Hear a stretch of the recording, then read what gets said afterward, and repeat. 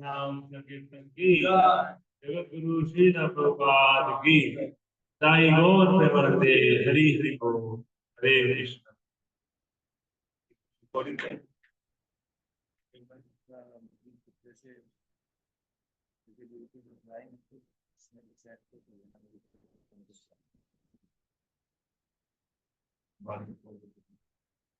ओम नमो भगवते वासुदेवाय। नमो भगवते वासुदेवाय। ओम नमो भगवते वासुदेवाय। ओम नमो भगवते वासुदेवाय। ओम नमो भगवते वासुदेवाय। ओम नमो भगवते वासुदेवाय। नारायण कृत्या नारायणं नमस्कृत्य नरं चैव नरोत्तमं देवीं सरस्वतीं व्यासं ततो जयमुदीरये।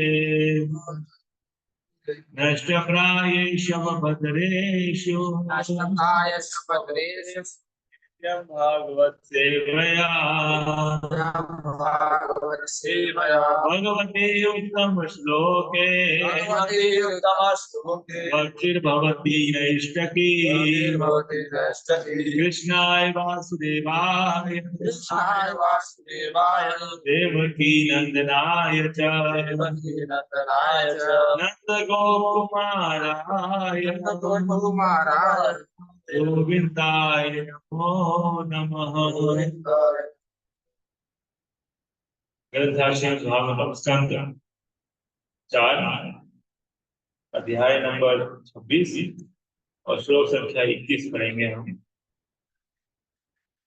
शेयर होगा क्या इसका? शेयर कर दीजिएगा। हरे कृष्ण। इसका ये ना ये वो ब्राइटनेस बढ़ा दीजिएगा।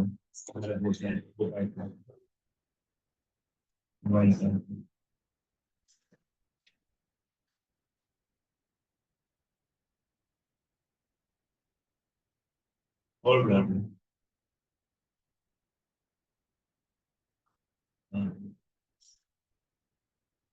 हरे कृष्ण।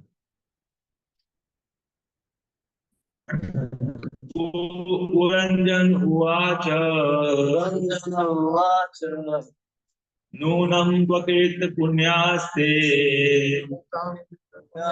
विद्या येष येष्वीश्वरासुते विद्यायेष्वीश्वरासुरे कृतागः स्वात्मसात्कृत्वा स्वात्मसात् कृत्वा शिक्षादण्डं न युञ्जते। शिक्षादण्डं न युज्यते। पुरञ्जन उवाच रञ्जन उवाच नूनं नूनं त्वकृत पुण्यास्ते नूनं प्रकृत्य पुण्यात्से विद्या येष्व ईश्वरासुवे विद्यायेष्वीश्वरासुरे कृतागः स्वात्मसात्कृत्वा कृतागः स्वात्मसात् कृत्वा शिक्षादण्डं न युञ्जते। शिक्षादण्डं न युज्यते। पुरञ्जन उवाच रञ्जन उवाच नूनं त्वकृत पुण्यास्ते नूनं प्रकृत पुण्यास्ते विद्या येष्वैश्वरासुवे विद्यायेष्वीश्वरासुरे कृतागः स्वात्मसात् कृत्वा कृतागः स्वात्मसात् कृत्वा शिक्षादण्डं न युञ्जते। शिक्षादण्डं न युज्यते। पुरञ्जन उवाच पुरञ्जन उवाच नूनं प्रकृत पुण्यास्ते नूनं त्वकृत पुण्यास्ते विद्यायेष्वीश्वरासुरे विद्या येष्वीश्वरासुवे स्वात्मसात् कृत्वा कृतागः स्वात्मसात् कृत्वा शिक्षादण्डं न युज्यते। शिक्षादण्डं न युञ्जते। पुरञ्जन उवाच पुरञ्जन उवाच पुण्यास्ते नूनं त्वकृत पुण्यास्ते विद्या यशस्वीश्वरासुभे विद्या येष्वीश्वरासुवे विदितः स्वात्मा सात्कृत्वा कृतागः स्वात्मसात् कृत्वा शिक्षादण्डं न युञ्जते। शिक्षादण्डं न युञ्जते। पुरञ्जन उवाच नूनं त्वकृत पुण्यास्ते प्रीत्यायेश्वरासुरे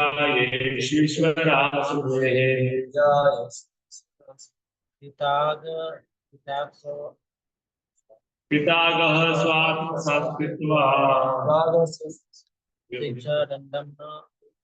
शिक्षा दंडम न युज्यते। ऑनलाइन भी पढ़ना चाहते हैं, ऑनलाइन पढ़ाइए जो पढ़ना चाहेंगे। रोज ही पढ़िए, रोहित ने बोल दी। हरे कृष्ण। पर पुरंजन उवाच नूनं त्वकृत्य पुण्यास्ते भृत्य येषेश्वीश्वरा शुभे कृताग स्वात्मस कृत्वा शिक्षा दंडम न युज्यते। हरे कृष्ण। और कोई पढ़ना चाहते हैं? शब्दार्थ अनुवाद तात्पर्य डिवाइन ग्रेस भक्तिवेदांत स्वामी श्रील प्रभुपाद जी के द्वारा श्रील प्रभुपाद जी की जय।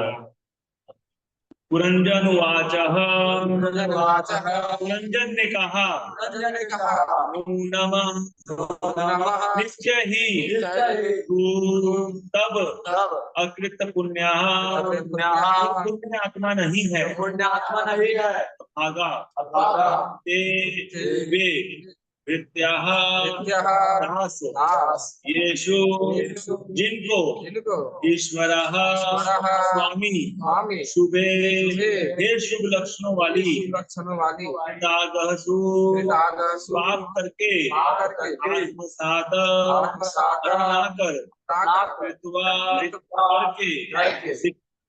करके अरे वो रेडियोग्राफर होगा ना, उसको भेजना। दंड न युज्यते, नहीं देते।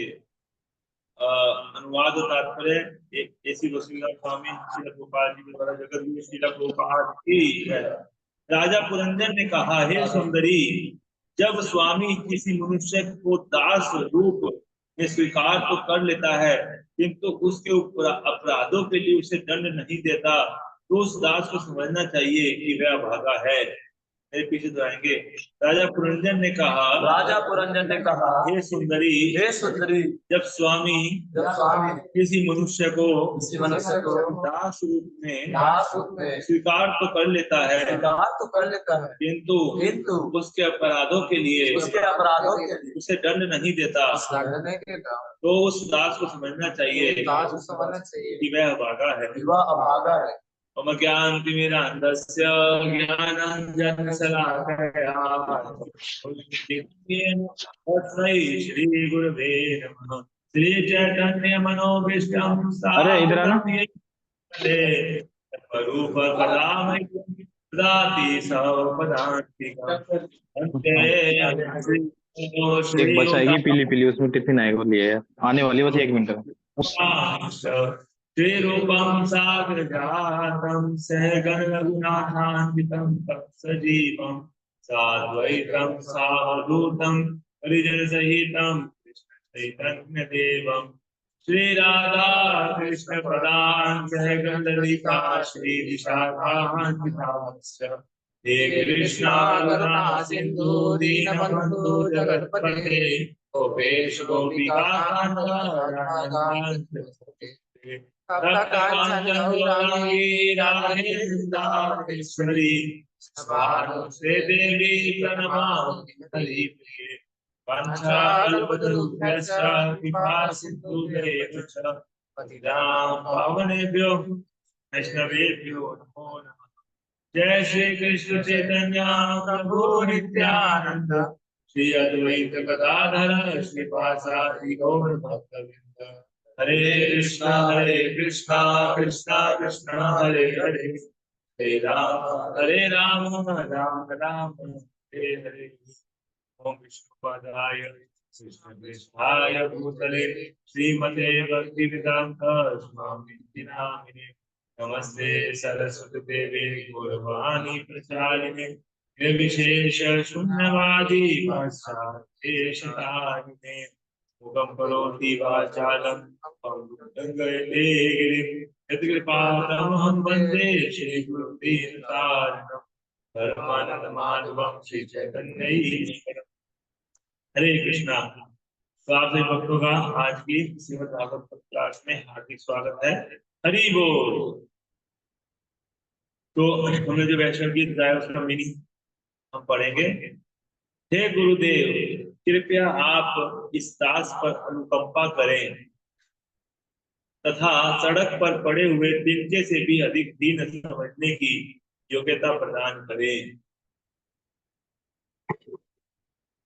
कृपया मुझे सब कुछ सहने की शक्ति प्रदान करें तथा मुझे भौतिक इच्छाओं से मुक्त करें।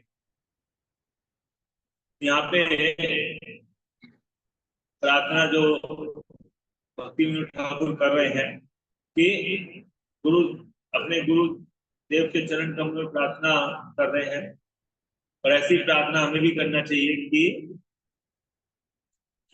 हमें ऐसी योग्यता मिले जिससे कि हम अपने आप को तीन मतलब तिनके से भी अधिक हीन समझ पाए। सड़क पे जो पड़ा हुआ तिनका है उससे भी अपने आप को हीन समझ पाए और सबको सहने की हमको शक्ति प्राप्त हो, है ना। और भौतिक इच्छाएं हमारी खत्म हो जाए। भौतिक इच्छाएं तो जैसे सड़क पे जो तिनका रहता है उसके ऊपर सारे लोग चलते हैं, है ना।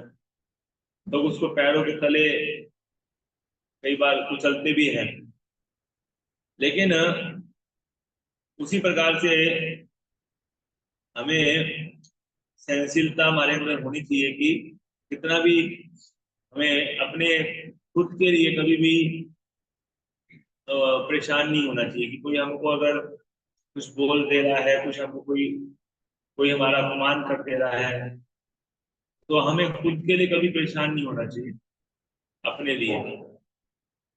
कृपया मुझे शक्ति प्रदान करे कि मैं सबको सम्मान प्रदान कर सकूं। इस प्रकार मैं आनंद पूर्वक भगवान हरि के पवित्र नाम का जप कर सकूंगा और मेरे अपराध शून्य हो जाएंगे।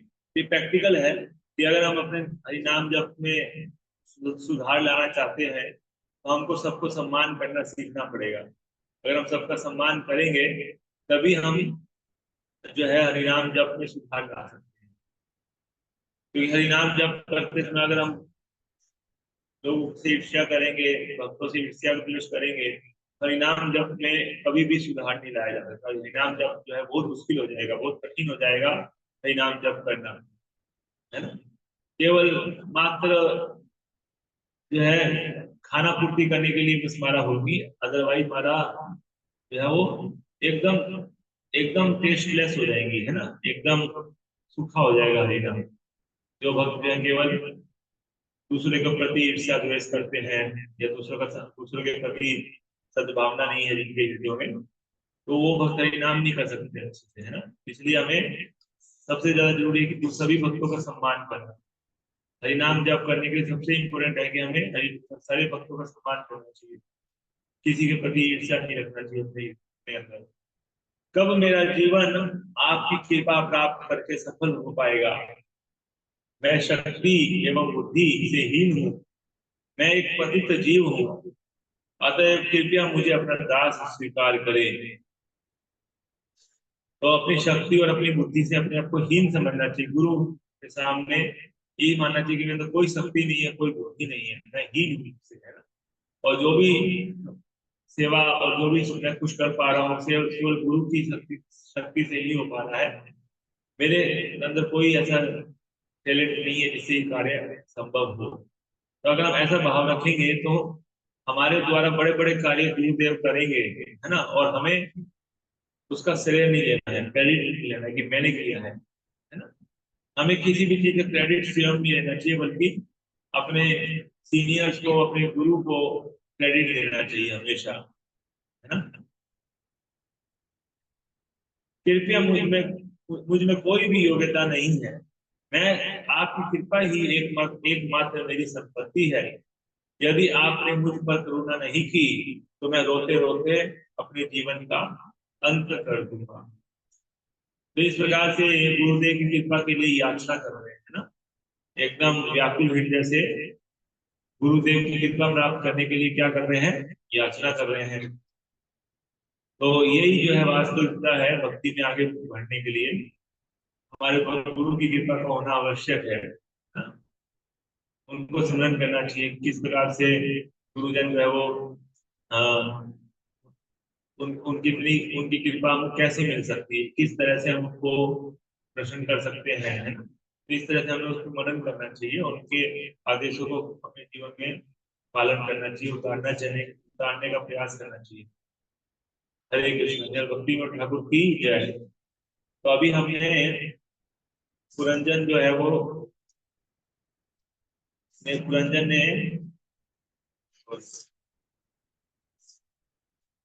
पुरंजन ने ये जो चल रही है कथा, इसमें है राजा पुरंजन का आखेट के लिए जाना और रानी का क्रोध होना।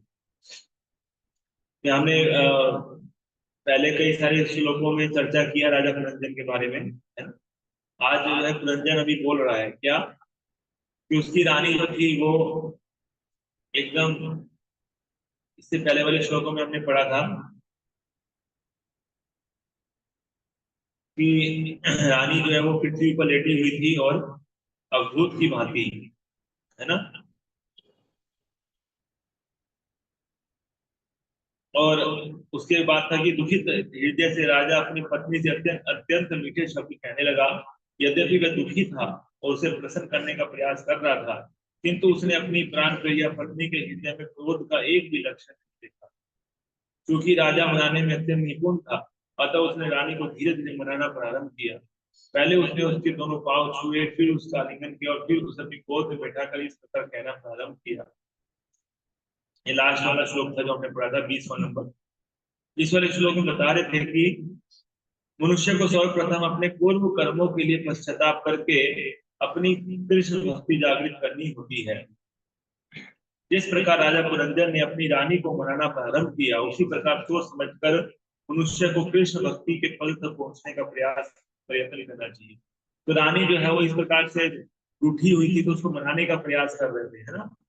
तो इसी प्रकार से हमको यहाँ पे बताया प्रभुपाद जी की कृष्ण भक्ति के पद तक पहुंचने के लिए सोच समझ के प्रयत्न करना चाहिए, जितना अधिक से अधिक हो सके। इसका मतलब यह है कि पुरंजन अपनी रानी को मना रहा है ना, कि हमें सोच समझ के मनुष्य को कृष्ण भक्ति के पद तक पहुंचने का प्रयत्न करना चाहिए। ऐसा करने हेतु तो मनुष्य गुरु के पाद पद्मों का स्पर्श करना चाहिए। जैसे वो राजा जो अपनी पत्नी के पैर छू रहा था, है ना, वैसे ही गुरु के पाद पद्मों का स्पर्श करना चाहिए ताकि मेरे को कृष्ण भक्ति प्राप्त हो जाए, है ना। स्वतः प्रयास से कृष्ण भक्ति प्राप्त नहीं हो सकती। अपने प्रयास करेंगे अगर हम अपने से, तो कृष्ण भक्ति को प्राप्त नहीं कर सकते। अतः मनुष्य को चाहिए कि स्वरूप सिद्ध कृष्ण भक्त के पास पहुंचकर उनके चरण कमलों का स्पर्श करे। इसलिए प्रहलाद महाराज कहते हैं कि जब तक मनुष्य ऐसे व्यक्ति के चरण कमल की धूल को अपने मस्तक पर धारण नहीं करता जो महात्मा या भक्त बन चुका है, तब तक उसका कृष्ण भक्ति के द्वार में प्रवेश नहीं होता। तो हमेशा जो महान वैष्णव होते हैं, गुरुजन होते हैं, उनके चरण कमलों की धूल को अपने माथे पे लगाना चाहिए, है ना, मस्तक पे धारण करना चाहिए, तब कृष्ण भक्ति के द्वार में प्रवेश होता है ना। तो महान जो संत होते हैं, प्रभुपाद जी के शिष्यगण हैं, सन्यासी हैं, ऐसे भक्तों के जो शुद्ध भक्त हैं, उनके चरण कमलों की धूल को लेना चाहिए और अपने माथे पे लगाना चाहिए। हो सके तो खाना भी चाहिए धूल को, है ना। और ऐसे धूल को प्राप्त करके ही कृष्ण भक्ति के द्वार में जो है प्रवेश होगा, नहीं तो प्रवेश नहीं होता है। ये प्रहलाद महाराज बोलते हैं, प्रहलाद महाराज ने कहा है। यह आत्मसमर्पण का शुभारंभ है, आत्मसमर्पण का शुभारंभ है। लेकिन कई लोग धूल तो ले लेते हैं चरण कमलों की धूल, लेकिन वास्तव में चरण कमलों की धूल लेने का क्या अर्थ है। एक तो है कि आपने चलो औपचारिकता करने के लिए भाई बोल दिया लेक्चर में, प्रभु जी ने तो चलो ले लेते हैं, हम लेना पड़ेगा तो ले लिया, है ना। लेकिन असली अर्थ क्या है इसका, चरण कमलों की धूल लेने का। चरण कमलों की धूल लेने का असली अर्थ यह है कि हम उनके गुरु के आदेशों को अपने जीवन में उतार रहे हैं, पालन कर रहे हैं। तो अगर हम गुरु के आदेशों को अपने जीवन में नहीं उतारते हैं, तो कितना भी चरण धूलि ले लें, उससे कोई फायदा नहीं होगा। तो चरण धूलि लेने से मतलब यही है कि हम उनके आदेशों को सीरियस ले रहे हैं अपने जीवन में। भले हम उतारने में थोड़े असमर्थ हो रहे हैं कई सारे अनर्थों के कारण, कई सारी परेशानियों के कारण, लेकिन फिर भी हम लोग सीरियस, हम लोग जो है उनको हम अनदेखा नहीं कर रहे हैं। हम उनको प्रयास कर रहे हैं, उनसे प्रार्थना कर रहे हैं कि हमको कृपा, हमको शक्ति दीजिए ताकि हम उसको फॉलो कर पाए आपके इंस्ट्रक्शंस को, है ना। गुरु के इंस्ट्रक्शन हो सकता है कि थोड़े से कठिन हो पालन करना, लेकिन एक शिष्य जो कभी भी उन इंस्ट्रक्शन को भूलता नहीं है, हमेशा उसको याद रखता है कि ये मेरे को गुरु ने बोला था और मुझे ये करना है, ऐसा वो हमेशा याद रखता है। और बीच बीच में उनसे प्रार्थना करता है कि हे गुरुदेव, मुझे आप शक्ति दीजिए कि मैं ये पालन नहीं कर पा रहा हूँ, उसको मैं पालन कर सकूं। ऐसे करके प्रार्थना करना चाहिए, है ना। तो इस तरह से वो जो है मतलब लापरवाह नहीं है, लापरवाही नहीं करता वो, गुरु को चीख नहीं लेता है, गुरु के इंस्ट्रक्शन को भूलता नहीं है ना। तो ऐसे तभी दूर लेने का फायदा है। अदरवाइज अगर वो सीखली ले रहा है गुरुदेव को, है ना, उसकी इंस्ट्रक्शन को मान नहीं रहा है, अपने मनमाने ढंग से कार्य कर रहा है, तो फिर वो भूल लेने से मतलब नहीं है। तो भगवान श्री कृष्ण चाहते हैं कि प्रत्येक जीव उनकी शरण में आए, और यह आत्मसमर्पण का कार्य तब शुरू होता है जब उनसे प्रमाणिक गुरु के शरण स्पर्श करता है। तो भगवान के चरणों में जाने का, शरण में जाने का जो कार्य है तब शुरू होता है जब कोई प्रमाणिक गुरु के चरण स्पर्श करता है ना। निष्ठा पूर्वक प्रमाणिक गुरु की सेवा करने से ही कृष्ण भक्ति में जीवन में इसका शुभारंभ होता है। गुरु का चरण स्पर्श करने का अर्थ है मिथ्या गर्व का त्याग करना और भौतिक जगत में अपने पद पर न भूलना। ये है मतलब चरण स्पर्श करने का मतलब ये भी है कि मिथ्या गर्व का त्याग करना, है ना। और भौतिक जगत में अपने पद पे व्यथा ही गर्व नहीं करना अपने पद के ऊपर। जो लोग अपने झूठे उच्च स्थान के कारण वृथा ही भौतिक जीवन के अंधकार में रहते हैं, जैसे तथाकथित वैज्ञानिक एवं विचारक, वे वास्तव में नास्तिक है।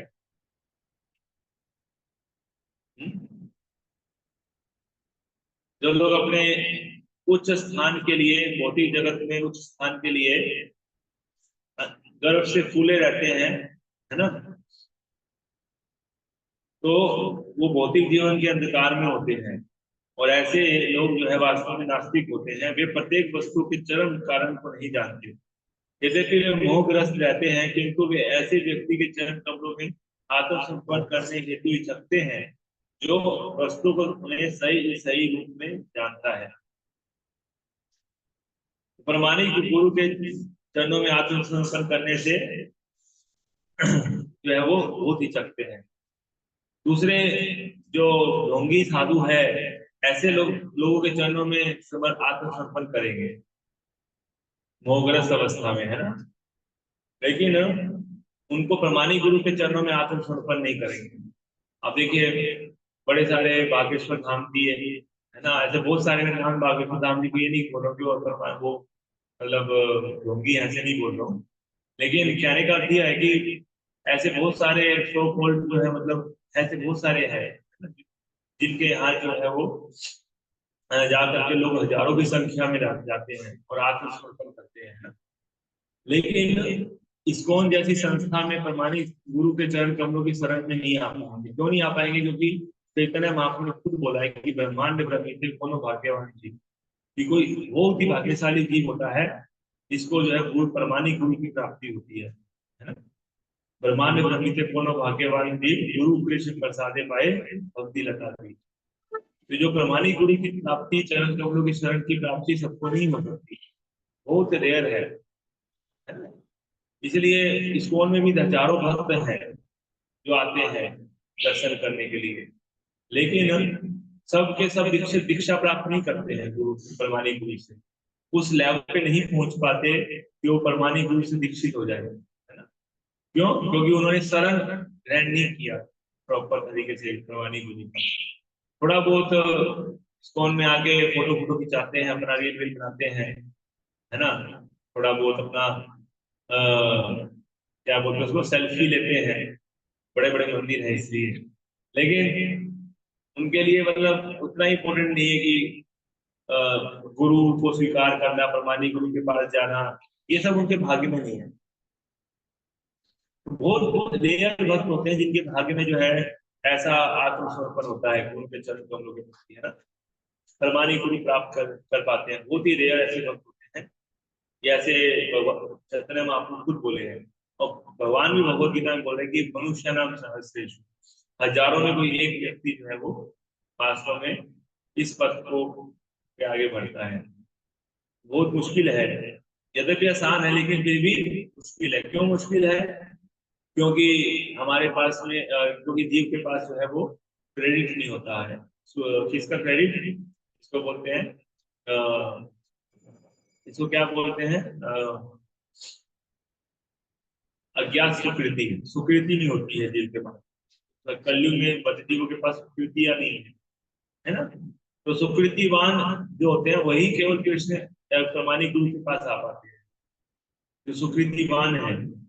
और जो सुकृतिवान नहीं है वो नहीं आ पाए। तो सुकृतिवान बनना ही बहुत कठिन काम है कलयुग में, है ना। ये चारों तरफ तो पाप कार्य हो रहा है, सुकृति कहाँ से मिलेगी? तो इसलिए परम सुकृतिवान जो होते हैं वही वास्तव में प्रमाणी गुरु के शरण में जा पाते हैं। दूसरे शब्दों में केवल कोरे ज्ञान से कृष्ण भक्ति जागृत नहीं की जा सकती। मनुष्य को प्रमाणिक गुरु की शरण में जाना ही होगा। इस विधि से उसे सहायता मिल सकती है।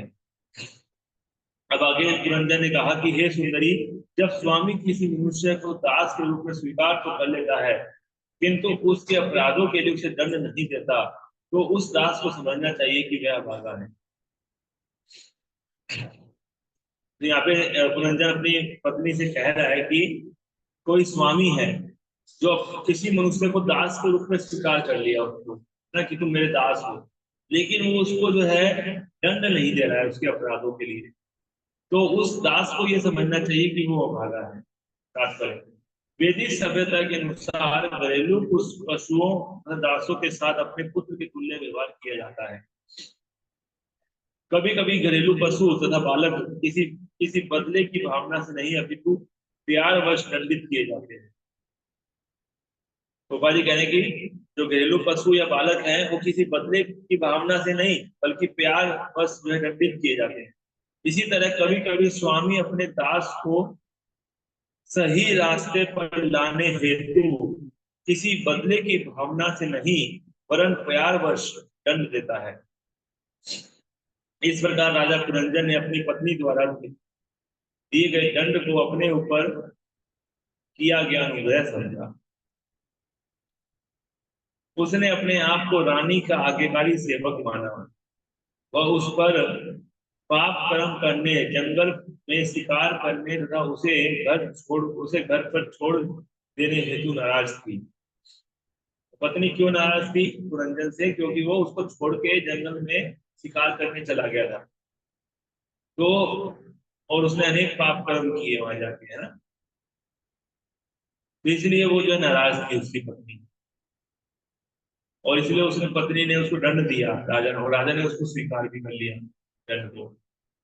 इसी प्रकार जब मनुष्य को ईश्वर की इच्छा से प्रकृति के नियमों द्वारा दंडित होना पड़ता है उसे विचलित नहीं होना चाहिए। गोपाल जी कह रहे हैं जैसे वो राजा अपनी पत्नी को छोड़ करके जंगल चला गया और अनेक प्रकार के पाप कर्मों में लिप्त हो गया, जैसे ही जीव जो है वो भगवान को छोड़ के जो है ना कहाँ जाता है, अनेक पाप कर्मों में लिप्त रहता है। 4 प्रकार के पाप कर्म, है ना, मांसाहार, अवैध संबंध बनाना और नशा करना, जुआ खेलना, ये सब पाप कर्मों में लिप्त हो जाता है। लेकिन जब उसको समझ में आ जाता है कि मैंने गलत रास्ते पे चल रहा था, तो वापस आता है अपने पत्नी के पास, यानी भगवान के पास वापस आता है ना। और जब वापस आता है तो उसको जो है दंड मिलता है, पत्नी को दंड देती है ना, कि तुम मेरे को छोड़ के चले गए थे, नाराज हो जाती है पत्नी, है ना। तो राजा उसको मनाने लग जाता है। उसी तरह से जीव जब भगवान को छोड़ के पाप कर्मों में लगा था तो उसको वापस से भगवान को मनाना पड़ता है ना। ये प्रभु मेरे से गलती हो गई, इसी को हमने चर्चा किया था। तो उसको अपने पूर्व जन्मों के पूर्व जीवन में किए हुए पाप कर्मों पर प्रायश्चित करना पड़ता है, रोना पड़ता है कि मैंने बहुत पाप कर्म किया, पहले ही जन्म में, है ना। और वो मनाने का प्रयास करता है कि ये प्रभु मेरे को आप क्या कीजिए, स्वीकार कर लीजिए, उससे गलती हो गई थी बहुत ज्यादा, है ना। और उसको दंड भी देता है और दंड को स्वीकार कर लेता है हंसते हंसते। इसी प्रकार से हमें बता रहे हैं कि मनुष्य को ईश्वर की इच्छा से प्रकृति के नियमों द्वारा दंडित होना पड़ता है।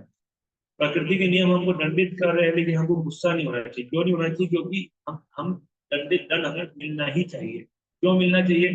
हमने बहुत पाप कर्म किए, इस कारण से दंड मिलना ही चाहिए। तो दंड मिलने से हमको विचलित नहीं होना चाहिए कि दंड क्यों मिल रहा है ना। प्रकृति के नियम अगर हमको दंडित कर, वैसे देखिए भगवान, अगर भगवान की शरण में आ जाते हैं तो भगवान दंडित नहीं करते। कोई भी पिता अपने बच्चे को थप्पड़ इतनी जोर से नहीं मारता कि उसकी मृत्यु हो जाए। आजकल कलयुग में तो होता है, मार एक माता ने अपने बेटे को इतना मारा, इतना मारा, मर ही गया वो। कलयुग के माता पिता ऐसे होते हैं, है ना। मारपीट भी ऐसे करते हैं जैसे कि उसको जान से ही मार देते हैं।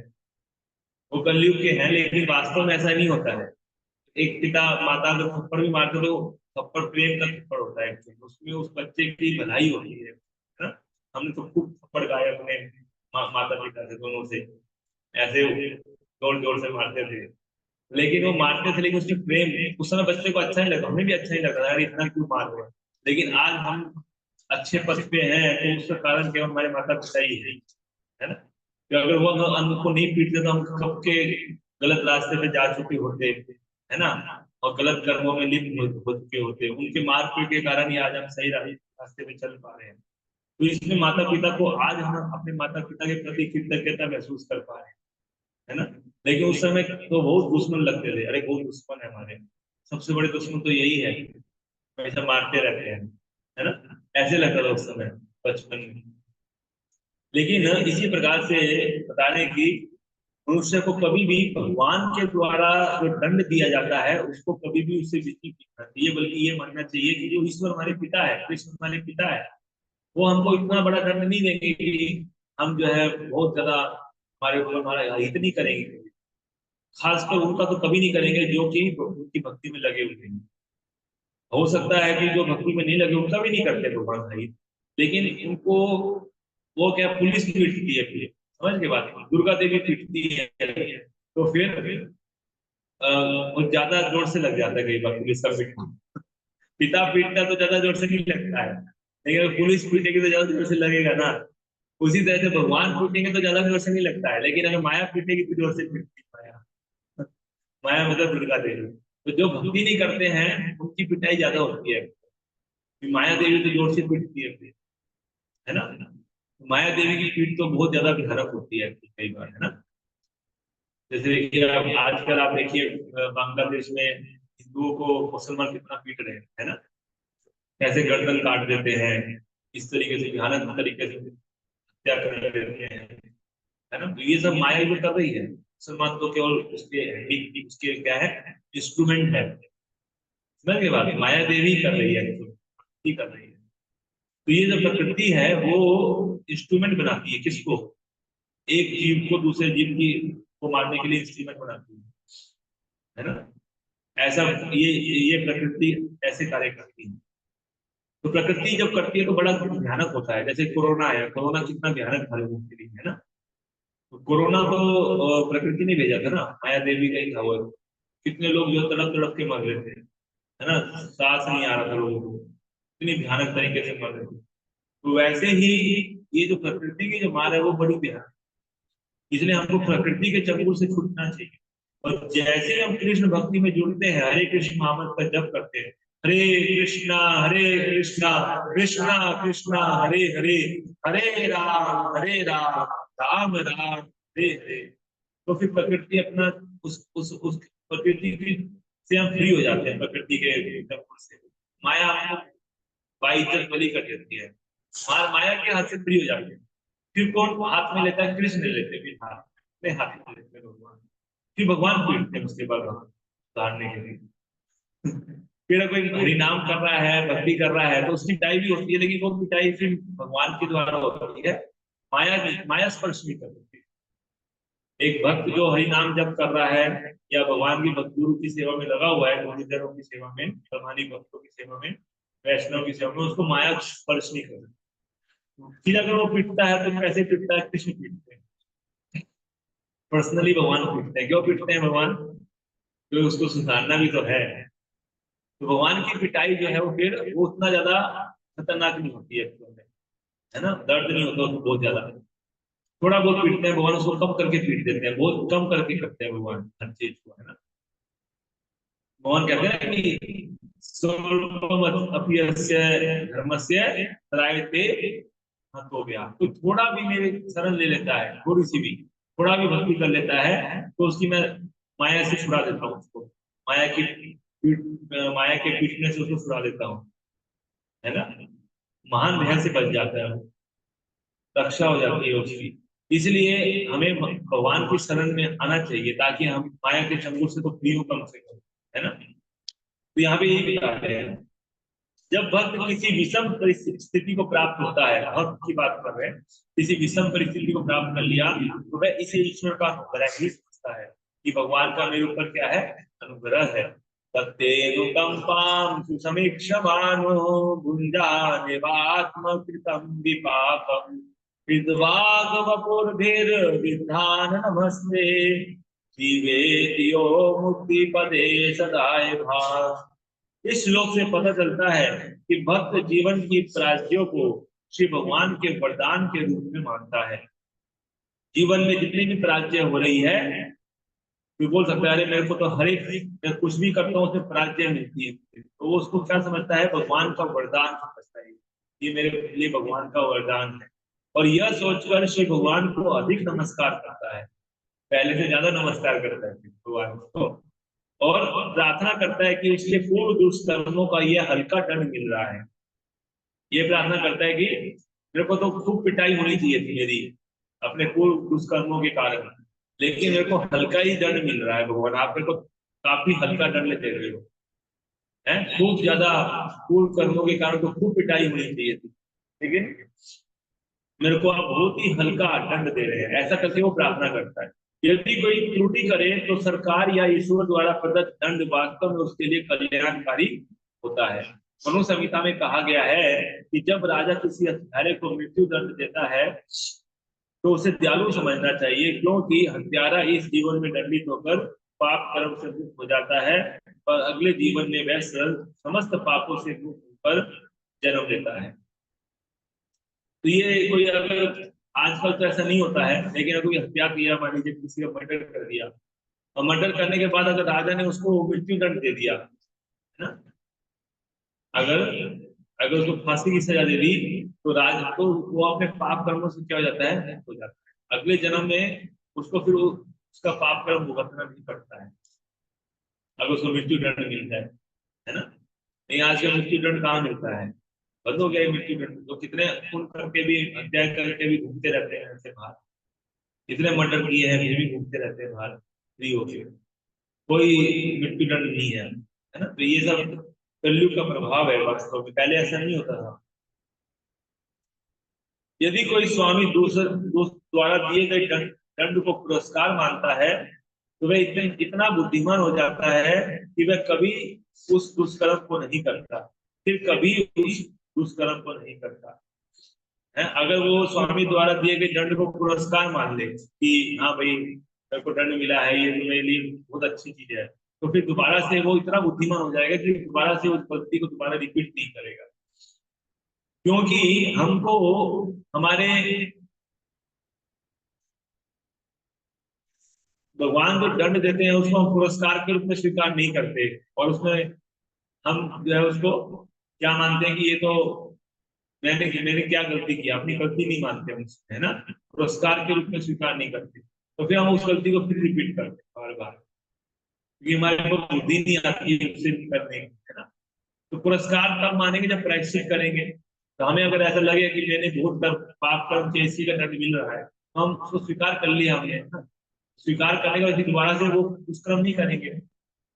लेकिन क्या है कि अगर हमने स्वीकार ही नहीं किया, हमें दंड मिला और हमने स्वीकार ही नहीं किया, कुछ गलत कर किया है, तो हम फिर उसी दुष्कर्म को बार बार करते रहेंगे और हमें कभी भी बुद्धिमान नहीं बन पाएंगे। हमें नहीं लगेगा कि हमने कुछ गलत किया है, लगेगा कि भगवान की गलती है, भगवान ही हमको कष्ट दे रहे हैं फालतू में।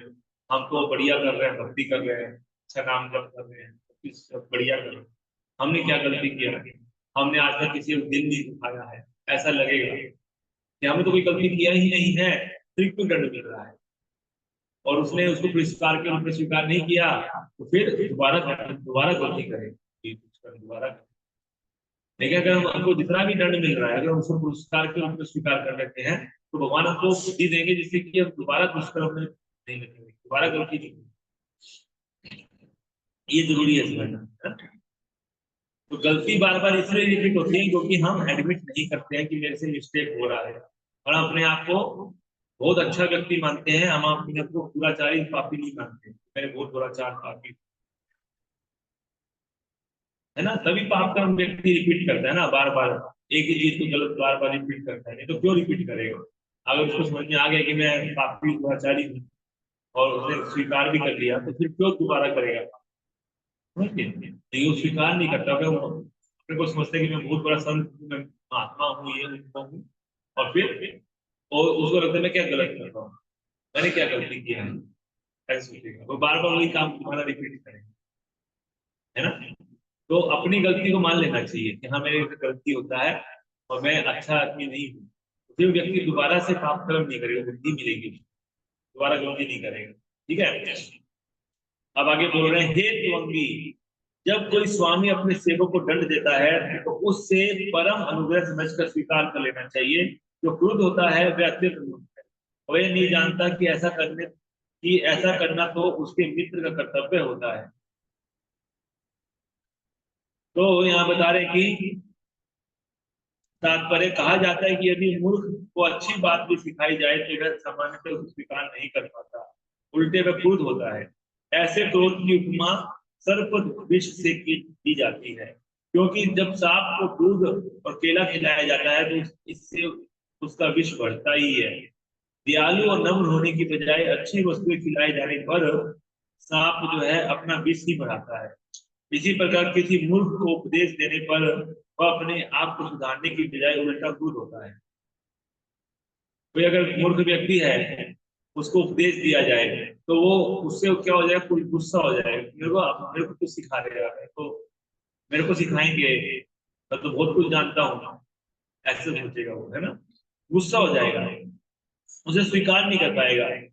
कोई अगर उसको करेक्शन कर देगा तो उसको स्वीकार नहीं करेगा करेक्शन, बोलेगा कि मैंने क्या गलती किया है, मैंने क्या गलती किया है, मैं तो एकदम एकदम मैं तो बहुत बढ़िया आदमी हूँ, है। गुस्सा हो जाएगा उल्टा उसी के ऊपर जो उसको सुधारने का प्रयास कर रहा है, जो उसको सही रास्ता दिखाने का प्रयास कर रहा है।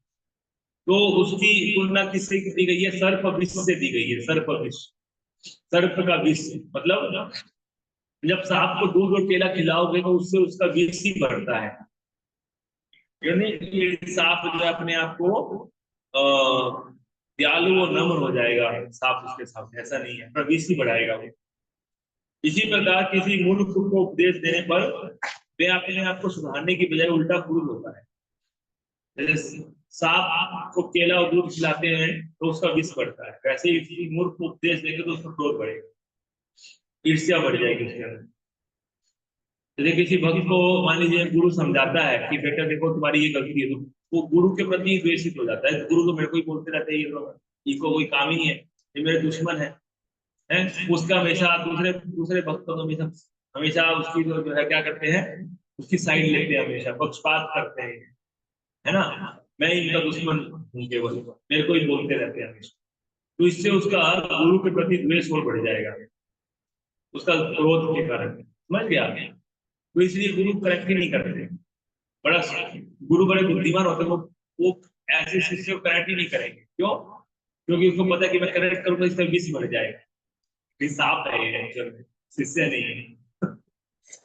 जो शिष्य नहीं होता सांप होता है, तो गुरु ऐसे सांप को जो है टच नहीं करते हैं, दूर से ही प्रणाम करते हैं गुरुदेव मन ही मन। वो प्रणाम करते तो गुरुजन भी प्रणाम करते हैं, जय हो, धन्यवाद आपका। वो सांप है ना एक्चुअली, इसको थोड़ा सा भी अगर आप स्पर्श करोगे तो ऐसे फुंकारेगा, वो खड़े हो जाएगा, बन खड़ा हो जाएगा, गुस्सा हो जाएगा गुरु के ऊपर ही। समझ के बाद क्यों हो जाएगा? क्योंकि वो अपना बड़ाई सुनना चाहता है।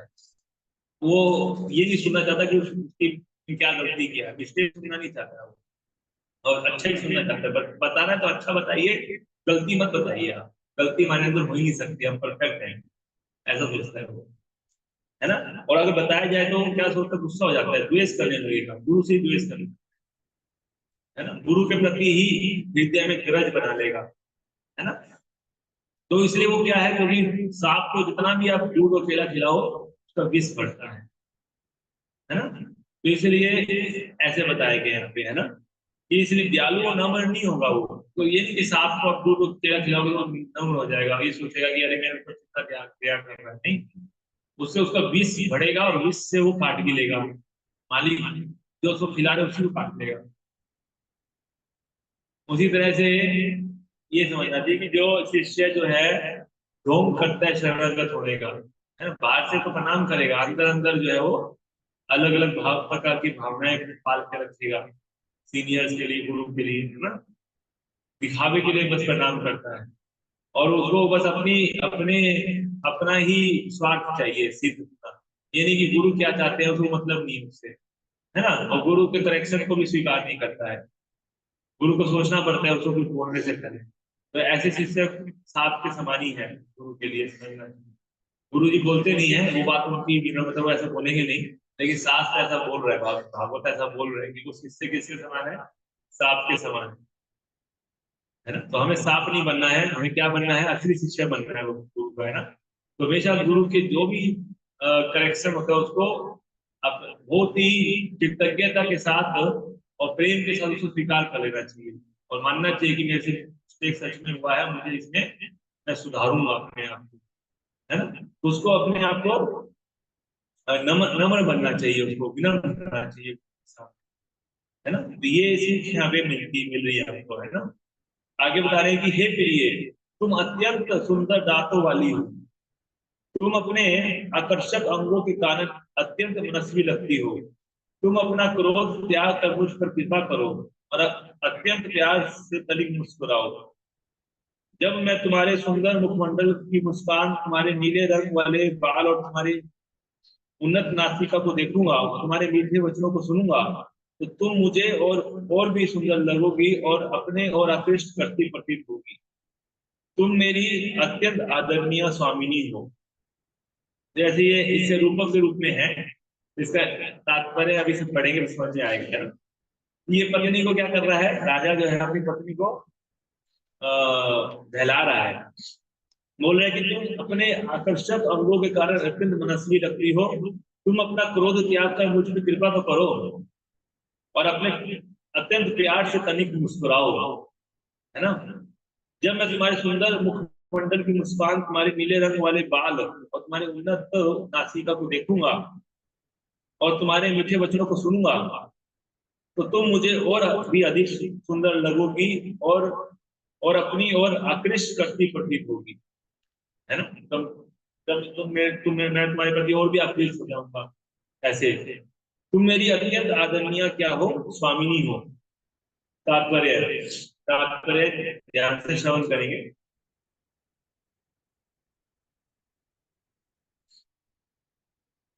स्त्री पति अपनी पत्नी की बाह्य सुंदरता से आकृष्ट होकर उसका सर्वोत्तम आज्ञाकारी दास बनना चाहता है।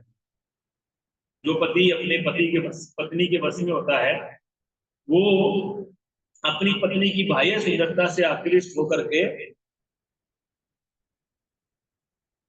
उसका सर्वोत्तम आज्ञाकारी दास बनना चाहता है। इसलिए श्रीपाद शंकराचार्य ने उपदेश दिया है कि हमें स्त्री की के हार्ड मास से आकृष्ट नहीं होना चाहिए। स्त्री को पुरुष से, है ना, अपोजिट है।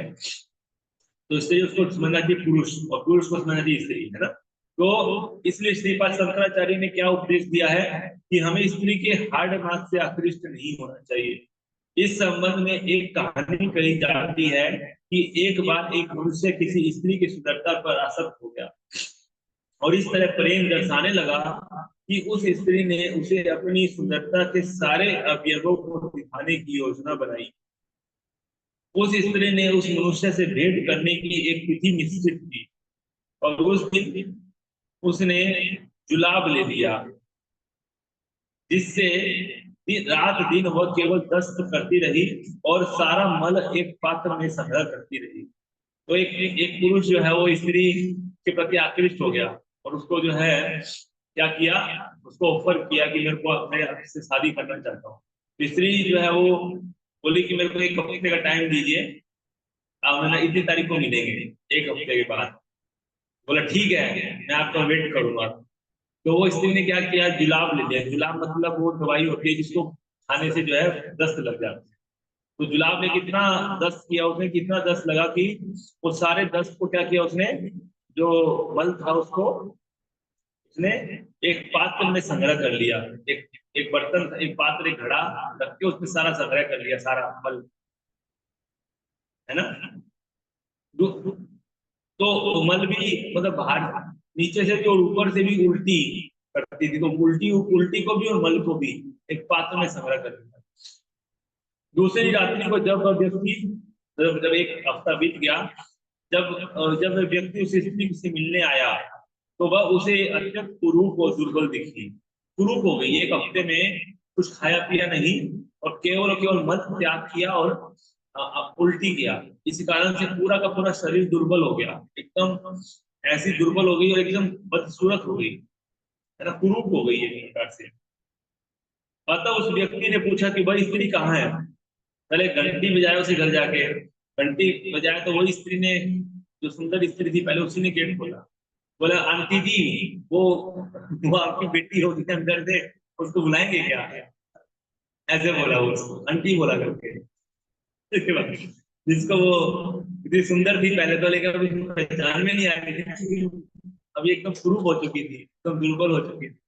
बोला आंटी जी, वो अपने एक बेटी को बुलाओगे क्या, अंदर अंदर कभी बेटी होगी, खूबसूरत बेटी है ना जो, उसको बुलाओ। तो तो उस व्यक्ति ने पूछा भाई स्त्री कहाँ है, जिसके साथ उसकी युक्ति थी, भाई जिससे मेरी शादी होने वाली है उस स्त्री को बुलाओ। इस उस स्त्री ने कहा कि मैं ही वो स्त्री हूँ। बोले मैं ही तो हूँ वो स्त्री जिससे तुम्हारी शादी होने वाली है। अच्छा, उस व्यक्ति को विश्वास ही नहीं हुआ, क्योंकि उसे नहीं पता था कि उसका सौंदर्य उसके जुलाब लेने के कारण लुप्त हो चुका था, जिससे वह दिन रात दस्त करती रही थी। जब वह पुरुष उससे तर्क करने लगा तो उस स्त्री ने पुनः कहा कि वह सुंदर नहीं लग रही, क्योंकि उसकी सुंदरता को उसने उससे अलग कर चुकी है, किसी स्टोर करके रखा है सुंदरता को अलग से मैंने। बोले सुंदर नहीं हूँ अभी मैं, तो मेरी सुंदरता के अवयव मैंने अलग कर दिया, अपने सुंदरता के जो अवयव है उसको मैं विलग कर चुकी हूँ। जब उस पुरुष ने पूछा कि वह अवयव किस प्रकार से विलग हो सके, तो स्त्री ने कहा चलिए मैं आपको दिखा देती हूँ, थोड़ा आप तक के देखिए कैसे है। तो उसने उसे मल और वमन के से युक्त पात्र दिखाया। इस प्रकार मनुष्य को पता चला कि सुंदर स्त्री केवल रक्त, मल, मूत्र और इस प्रकार के घृत अवयवों से बनी हुई है ना। स्त्री के लिए पीयूष लगा सकते हैं वहां पर, है ना। कहने का अर्थ यह है कि ये जो है दोनों तरफ से बताया जा रहा है कि वो समझेगा कि अरे दिखाओ सुंदरता कहाँ है, तो घड़ा खोल के जाए तो बदबू आ रहा था। एक हफ्ते से मान लीजिए मन में वैसी बदबू होता है, और एक एक्सप्लोर करेंगे तो क्या हाल हो है, इतना भयंकर बदबू आ रहा था, है ना, उसमें से। और ये सुंदरता है क्या, है? तो कहने का अर्थ यह है कि ये वास्तविकता है, किंतु मनुष्य मोहक सौंदर्य से आकृष्ट होकर माया का शिकार बनता रहता है। माया का शिकार बनता रहता है, माया का शिकार बनता है जीव, जो है उस मोहक सौंदर्य से आकर्षित होता है। ये जो जो 1 mm का जो चमड़ी है ना, ये 1 mm की जो चमड़ी है यही माया है, एक्चुअल में माया का रूप है ना। इस 1 mm की चमड़ी पर हटा दिया जाएगा, कोई पुरुष स्त्री से और स्त्री पुरुष से आकर्षित नहीं होगा, भूतनी भूत लगेगा, दोनों दोनों क्या लगेंगे, भूत और भूतनी। 1 mm का बस ये हटाना है, चमड़ा हटाना है बस ऊपर से। तो ये जो है एक प्रकार का क्या है, माया, मोहक सौंदर्य है, मोहजनक है ये सब, है ना। तो जो माया का शिकार हो जाता है वही वास्तव में इससे आकृष्ट होता है, माया का जो शिकार बनता है। तो राजा पुरंजन ने अपनी पत्नी से प्रार्थना की कि वह पूर्ण सुंदरता को प्राप्त हो। वह उसे उसी प्रकार संश्लिष्ट कर रहा था जिस प्रकार जीवात्मा अपनी मूल चेतना को जागृत करता है, जो अत्यंत सुंदर होती है। रानी के समस्त सुंदर अंगों की तुलना कृष्ण भक्ति के सुंदर स्वरूप से की जा सकती है। तो यहाँ बता रहे कि जिस प्रकार से राजा अपनी पत्नी को सचेष्ट कर रहा था कि वापस से तुम सुंदर लोगो, उसी तरह से जीवात्मा अपनी मूल चेतना को जागृत करने का प्रयास करता है। जीवात्मा क्या करता है? अपनी मूल चेतना को जागृत करने का प्रयास करता है, जो कि अत्यंत सुंदर है। अभी हमारी चेतना जो है दूषित हो चुकी है, जैसे है ना, जैसे उसकी पत्नी अभी दूषित हो गई थी, है ना, अभी एकदम बाल खेल के और एकदम मेकअप भी नहीं कर रखा था, ऐसी पड़ी थी जमीन के ऊपर। वैसे ही हमारी चेतना भी दूषित अवस्था में है। लेकिन जब हम अपनी चेतना को वापस से सुंदर बनाने का प्रयास करेंगे, कैसे? कृष्ण भक्ति करके जब हम अपनी चेतना को वापस से सुंदर करेंगे, तो वही सूचक है इसका, रूपक का। समझ गया आप? जब मनुष्य अपने मूल कृष्ण चेतना को लौटता है, वह स्थिर हो जाता है और उसका जीवन सफल हो जाता है। हे वीर पत्नी, मुझे बताओ कि क्या किसी ने तुम्हें अपमानित किया है? मैं ऐसे व्यक्ति को, यदि वह ब्राह्मण कुल का नहीं है, तो उसे दंड देने को हेतु तैयार हूं। मैं मूल रिपु श्री कृष्ण के दास के अतिरिक्त तीनों लोकों में किसी को भी क्षमा नहीं करूंगा। तुम्हें अपमानित करके कोई स्वशंता पूर्वक विचरण नहीं कर सकता, क्योंकि मैं उसे दंड देने हेतु तैयार हूं। तो ऐसे बोल रहा है वो राजा पुरंजन अपनी पत्नी को, है ना। तात्पर्य, वैदिक सभ्यता के अनुसार ब्राह्मण या वह व्यक्ति जो परम सत्य को जानने की समुचित योग्यता रखता है, अर्थात जो समाज में सर्वाधिक बुद्धिमान वर्ग का है, तथा मूर्धविष अर्थात मूर्ध असुर के शत्रु कहलाने वाले भगवान श्री कृष्ण का भक्त, ये राज्य के विधि विधानों से परे होते हैं। तो ब्राह्मण जो है ना, वो कभी भी दंडित नहीं होता। ब्राह्मण को भी दंड नहीं दिया जाना चाहिए। ब्राह्मण को कोई कितनी भी गलती कर दे, तो कभी दंडित नहीं किया जाता ब्राह्मण को, है ना। तो बताया जाता है कि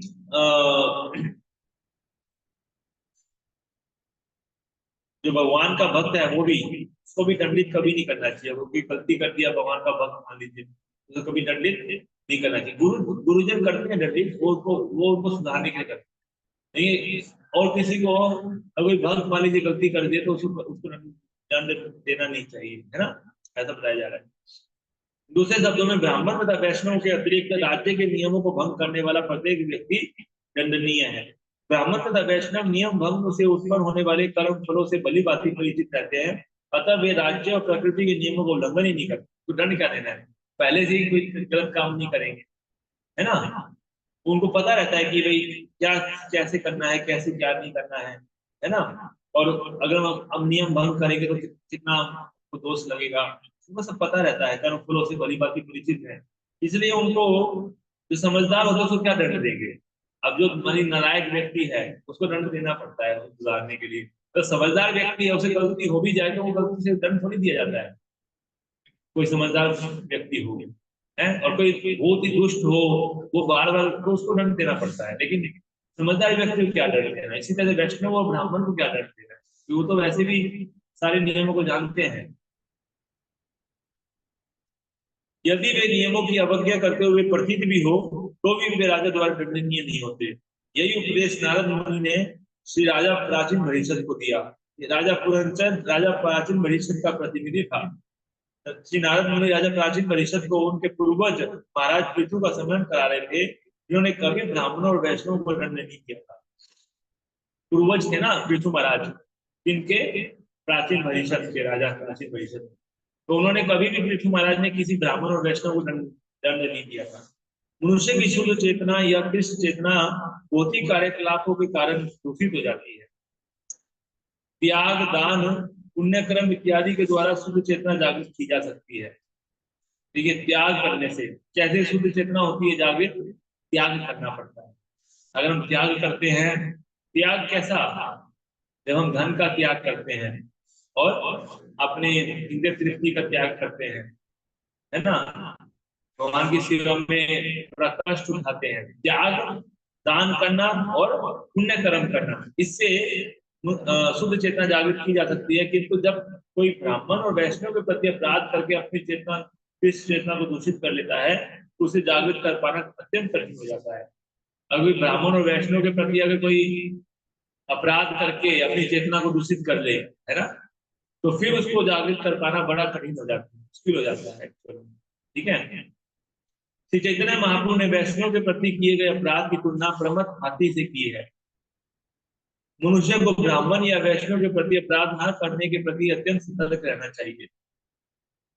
दुर्वासा मुनि जैसे महान योगी को भी महाराज अम्बरीश जैसे वैष्णव का अपमान करने हेतु न तो ब्राह्मण थे, न सन्यासी, अपितु सामान्य गृहस्थ थे, सुदर्शन चक्र की यातना सहनी पड़ी। महाराज अम्बरीश वैष्णव थे, इसलिए दुर्वासा मुनि को दंडित होना पड़ा। निष्कर्ष यह है कि यदि कृष्ण चेतना भौतिक पापों से आवृत हो जाए तो हरे कृष्ण मंत्र का उच्चारण करके पापों को दूर किया जा सकता है। किंतु यदि कोई ब्राह्मण और वैष्णव का अपमान करके कृष्ण चेतना को दूषित कर लेता है, तब तक अपनी चेतना को प्राप्त नहीं कर पाता, जब तक कि अपमानित ब्राह्मण या वैष्णव को प्रसन्न न कर ले, है ना। कि अगर कोई अपमानित ब्राह्मण या वैष्णव है, उसको कोई अगर उसका अपमान करके अगर कोई अपनी कृष्ण चेतना को दूषित किया है, तो वो किसी भी प्रकार से अपनी चेतना को प्राप्त नहीं कर पाएंगे जब तक कि वो उसको प्रसन्न ना कर ले। अन्यथा अगर कोई भौतिक पापों से आवृत हो जाए, अपनी चेतना को, बहुत सारे भौतिक पाप किया है जगाई मदाई की तरह, जगाई मदाई ने बहुत सारे भौतिक पाप किए थे, है ना, लेकिन किसी ब्राह्मण और वैष्णव को उन्होंने कष्ट नहीं पहुंचाया था, ये बाय चांस हुआ था।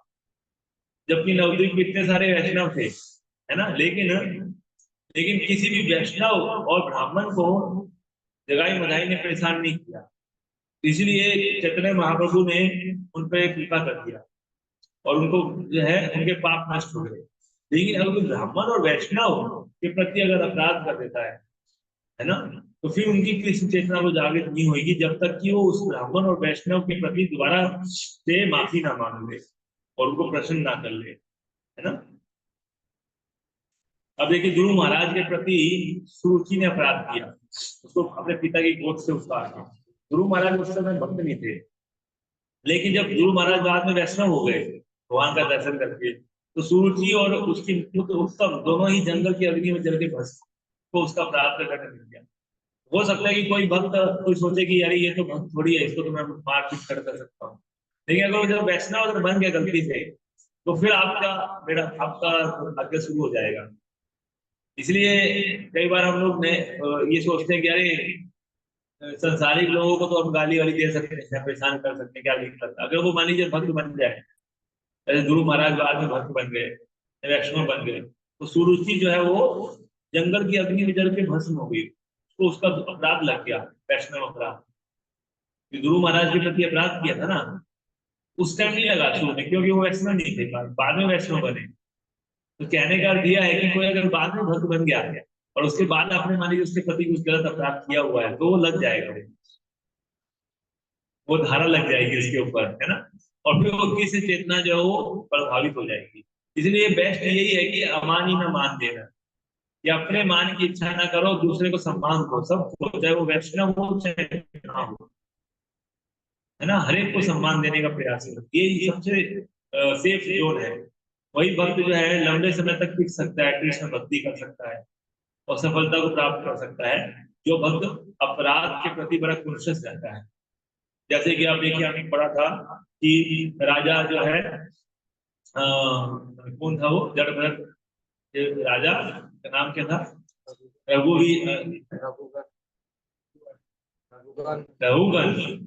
राजा रघुगन कितना सचेत था ब्राह्मण के प्रति अपराध करने से, है ना। बोलता था कि मैं इंद्र के वज्र से भी नहीं डरता, शिव के त्रिशूल से भी नहीं डरता, नारायण के चक्र से भी नहीं डरता, लेकिन मैं ब्राह्मण के प्रति अपराध करने से डरता। तो ब्राह्मण के प्रति अपराध उतने ज्यादा सचेत थे, उन्होंने तुरंत समय याचना कर ली रघुगन राजा, है ना। उसी तरह से हमें समझना चाहिए कि वैष्णव के प्रति अपराध नहीं होना चाहिए, भक्तों के प्रति, है ना, और सबको सम्मान देने का प्रयास करना चाहिए। तो इस तरीके से अगर हम करेंगे तो फिर हमारी चेतना में बाधा नहीं आएगी। दुर्वासा मुनि को इसी पद का अनुसरण करना पड़ा था, क्योंकि उन्हें महाराज अम्बरीश की शरण में जाना पड़ा था। वैष्णव का अपराध तभी मिट सकता है जब अपराध करता उस वैष्णव से समय अर्चना करे। और मान लीजिए समय अर्चना कर लिया, अपराध करके मान लीजिए अपने किसी के प्रति अपराध कर उसे क्षमा भी मांग लिया, लेकिन मान लीजिए क्षमा मांगने से वो अपराधी क्षमा नहीं किए, तो फिर ऐसा भी हो सकता है।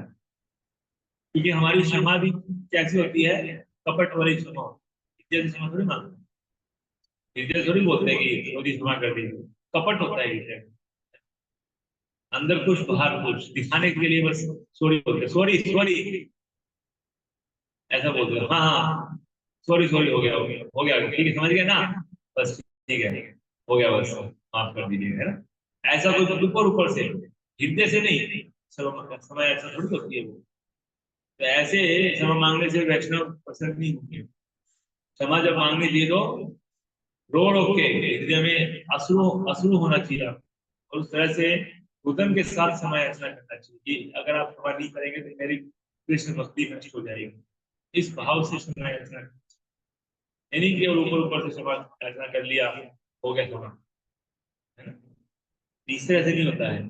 इसलिए हम लोग बहुत अपराध करते हैं, हम लोग से तो दिन रात 24 घंटे बहुत अपराध होते हैं ना वैष्णव के प्रति। हम तो कुछ हमें तो पता भी नहीं चलता है कि कितने वैष्णव को हम लात मारते फिरते हैं, कितने वैष्णव का हम जो है अपमान कर देते हैं, है ना। तो इसलिए तो हमारी भक्ति रुक जाती है, आगे नहीं बढ़ती है। तो हमें बहुत सावधान रहना चाहिए कि वैष्णव के हमेशा समय याचना मांगते रहे, समय याचना करें हृदय से अपनी भक्ति की समय याचना करें। और किसी भी वैष्णव के हृदय में हमारे प्रति प्रेम होना चाहिए। हर एक वैष्णव को ऐसा लगना चाहिए बहुत बहुत अच्छे है। हर एक भक्त के प्रयास यही करना चाहिए कि हर एक भक्त के मन में हमारे लिए अच्छी भावना हो, है ना। तो इस तरह से हमें आगे बढ़ना चाहिए।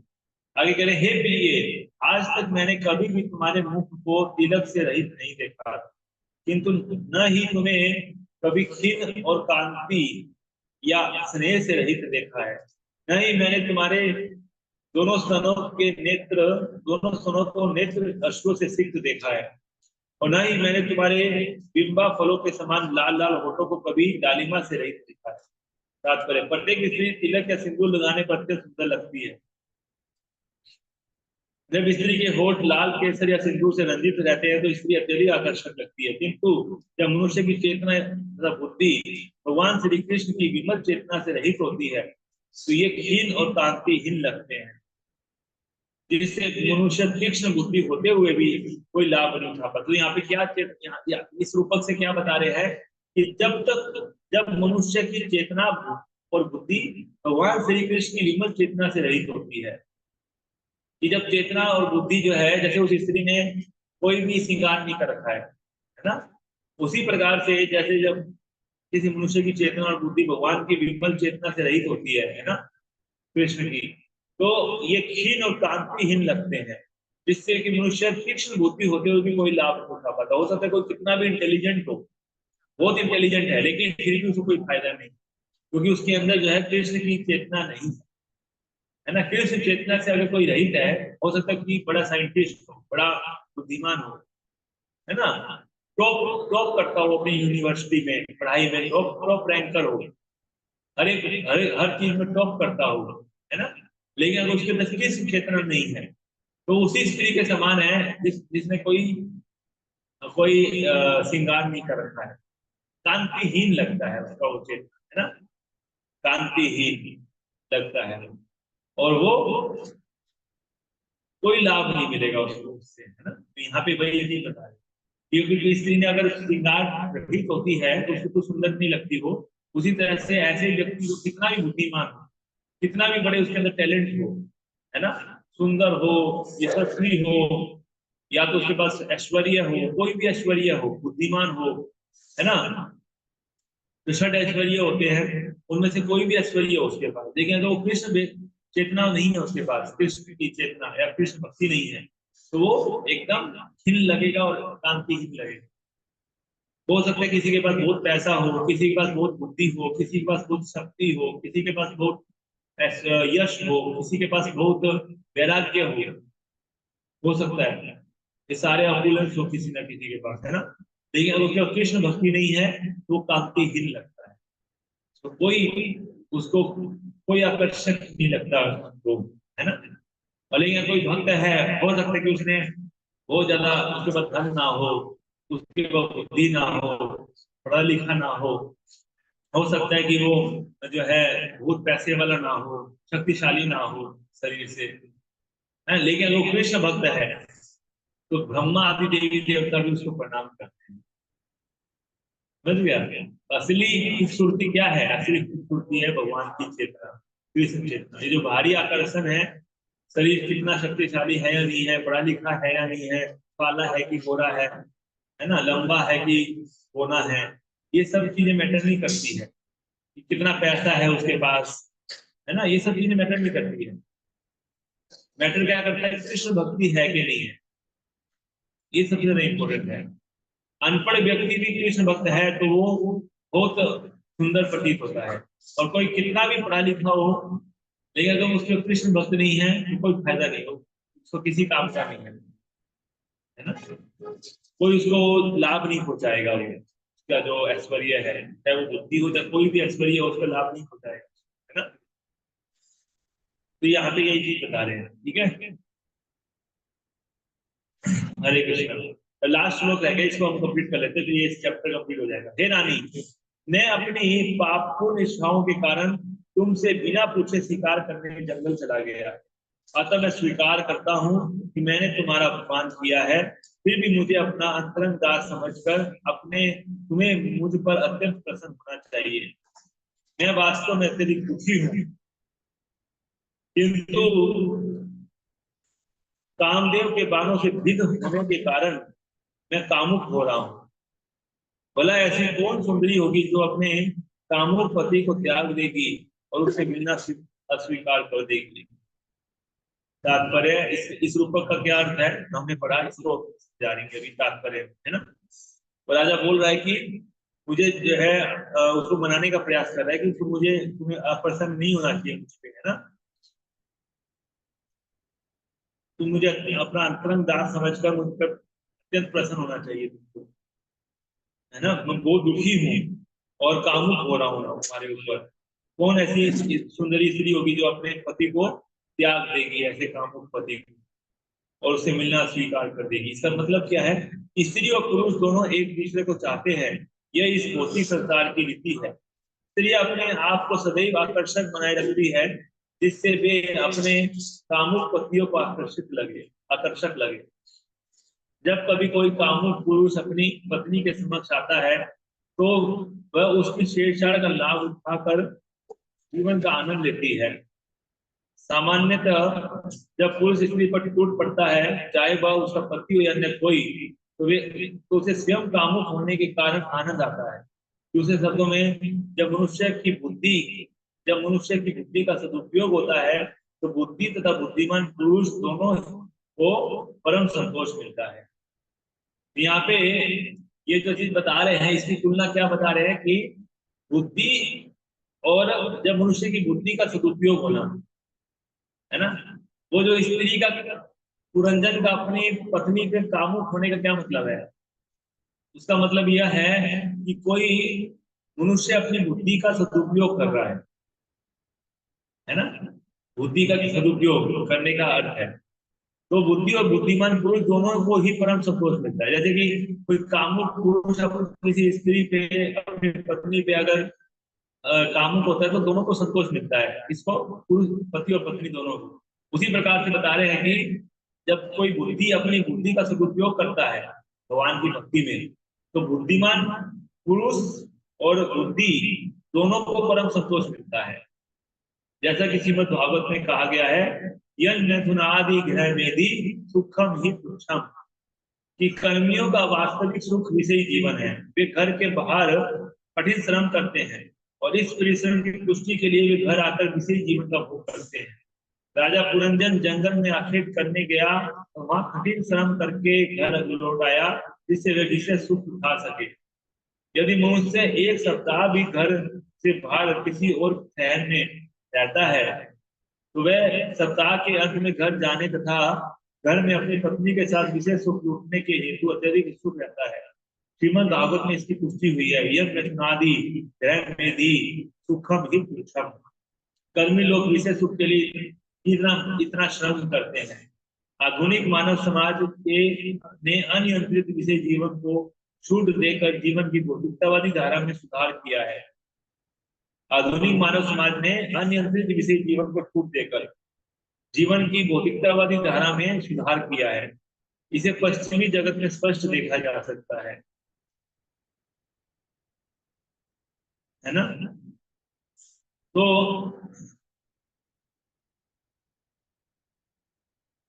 यहाँ पे बता रहे हैं कि विषय जीवन जो है कर्मी लोग का एकमात्र जो आनंद होता है वो विषय जीवन में भोग करना होता है ना। लेकिन एक भक्त जो है उसको वास्तविक आनंद तब मिलता है जो भगवान अपनी अपनी बुद्धि का सदुपयोग करके भगवान की भक्ति करता है, तब उसको परम संतुष्टि प्राप्ति होती है ना। यहाँ की बुद्धि की तुलना पत्नी से की गई है ना। तो बुद्धि क्या है, उसका सदुपयोग क्या है, भक्ति में लगाना अपनी बुद्धि के माध्यम से भगवान की भक्ति करना, यही जो है उसका सदुपयोग है। तो इस प्रकार श्रीमद् भागवतम के चतुर्थ स्कंद के अंतर्गत राजा पुरंजन का आक्षेप के लिए जाना और रानी का क्रोध होना नामक 26वें अध्याय के भक्ति वेदन तात्पर्य पूर्ण हुए। तो यहाँ पे हमने 26 चैप्टर पढ़ा कि राजा पुरंजन का आक्षेप के लिए जाना, रानी का क्रोध होना। अब आज अगला चैप्टर है 27वां, जो अगली क्लास में पढ़ेगी कल से। राजा पुरंजन की नगरी पर कंठ वेद का धावा और काल कन्या का चरित्र, ये हम कल के क्लास में चर्चा करेंगे, ठीक है। हरे कृष्णा। तो यहाँ पे हम विराम करते हैं। किसी कोई प्रश्न है तो पूछ सकते हैं ऑनलाइन में भी। किसी का कोई प्रश्न है ऑनलाइन?